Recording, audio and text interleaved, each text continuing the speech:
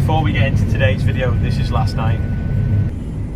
There's the trailers and here's the little John Deere combine working next to us. Got 2 fields of Bill's wheat left at this sort of block away from his farm. Hopefully we'll get it finished tonight. Joe's just here now in the nick of time because the tank's at 95%. And little John Deere is going to pop out from behind that tree now. There it is.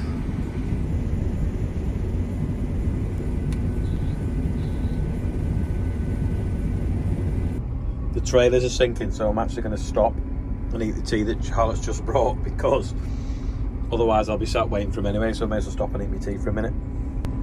This is salt and pepper chicken and chips that I saw on Instagram the recipe for, so Charlotte made it tonight. And it's really good. And it's still warm as well. Is it a sensory overload, James? All the stuff blowing round.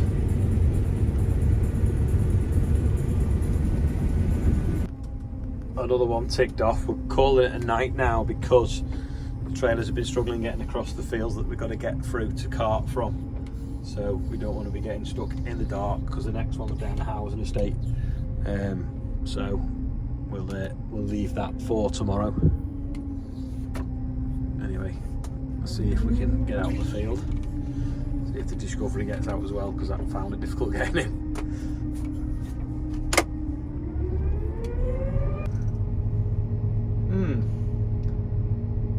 What happened there, Joe?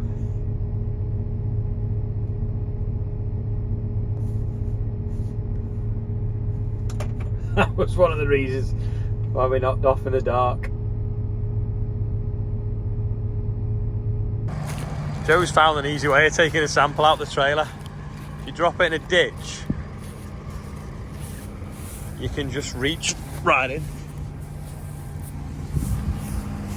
Ooh, ladder's bent. Oh! There's a ditch there, yeah? Is he gonna make it? Put your diff lock in!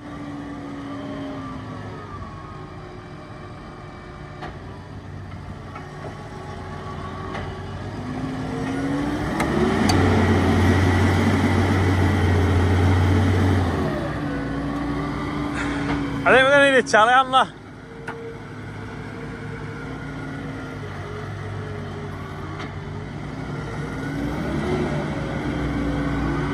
Yeah, it's not coming out.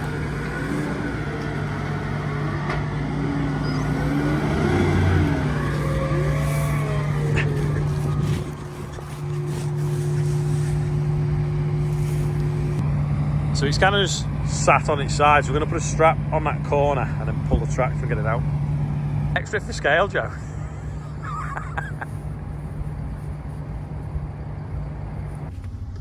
Brought the combine over to offer us a little bit more light on the situation.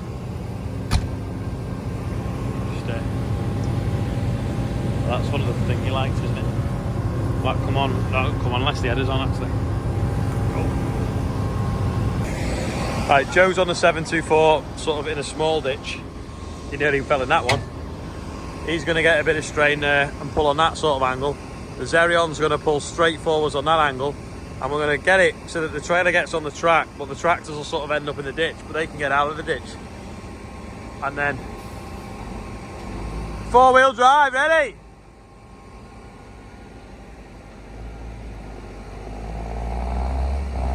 There we go. Go on, go on, go on, go on, go on. Whoa, whoa, whoa. That'll do. Easier than we thought.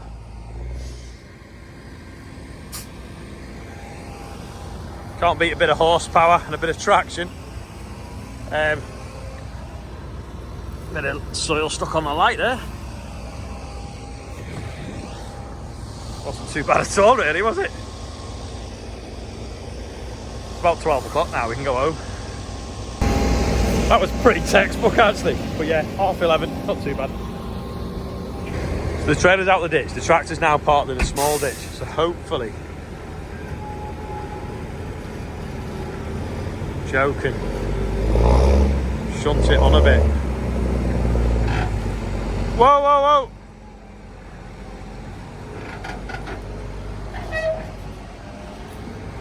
Go on! Go on! Go on! Go on! Go on! Whoa! Whoa, whoa, whoa!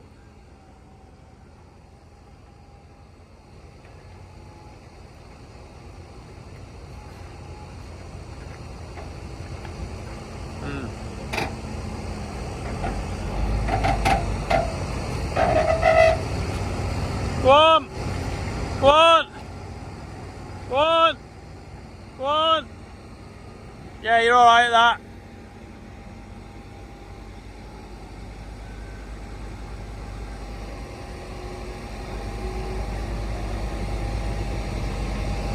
One more shunt and he should be out. Right! Didn't even spill a drop of grain either. Homeward bound in the Chinook. You got the door open as well. Yeah. Proper.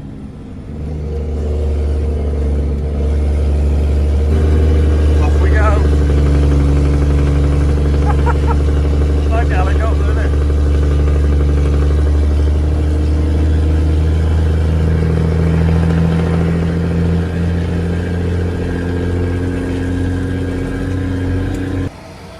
Not bad, back in the yard for 3 minutes to midnight. Joe's just going to couple up now. Move this trailer out of the way because he dropped it off quick, so we had 2 tractors for towing out the other one. Anyway, back to today. It is Thursday morning. I am now off to Preston, to the Farmers Guardian offices, to do some judging with a load of other people for one of the categories at the British Farming Awards that's in a few months' time. So, yeah, end of October. So, let's go see how that goes. Well, that was relatively easy. All the contestants were fairly close, yet the 4 of us that were judging all came to the same conclusion, so that made it was quite easy to judge, if you will. Anyway, back home now, let's see what's going on. Is that you that smells? Fresh load of chicken up, just getting delivered now in a walking floor, so it's worn out, but I think the trailer's sunk a little bit, so I might just have to give him a quick tow. The driven axles are on hard ground, but it's just so soft at the moment. But we want it tipped on soil, we don't want it tipped on stones, we don't want to shovel stones up with it.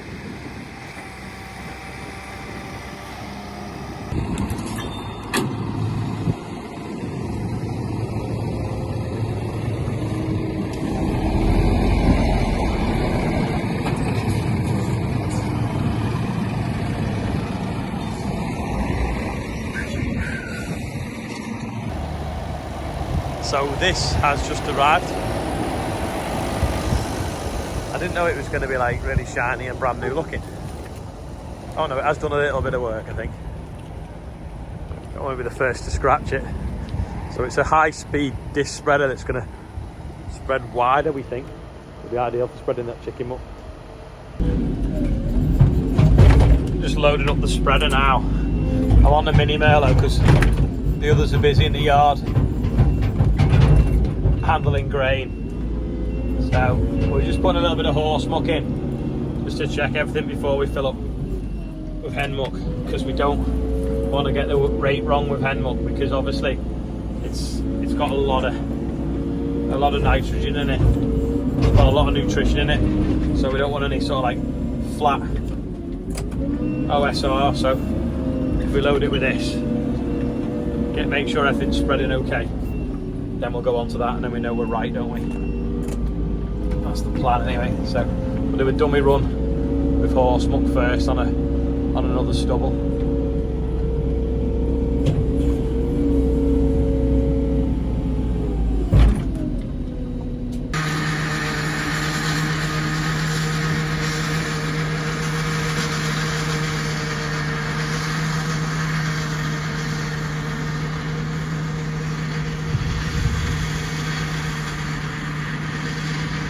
They're flinging it.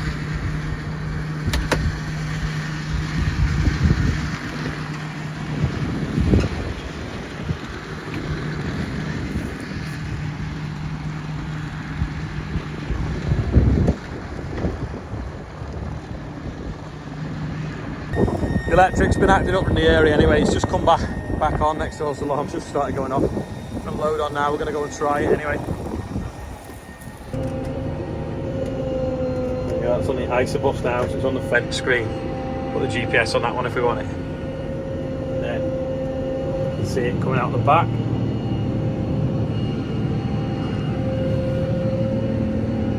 It's like a dust storm.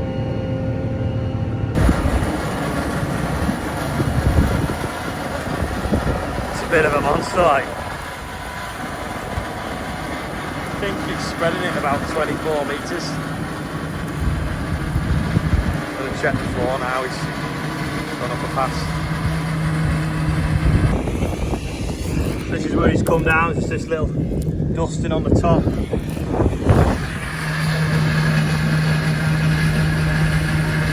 Hopefully it should overlap a little bit in the middle.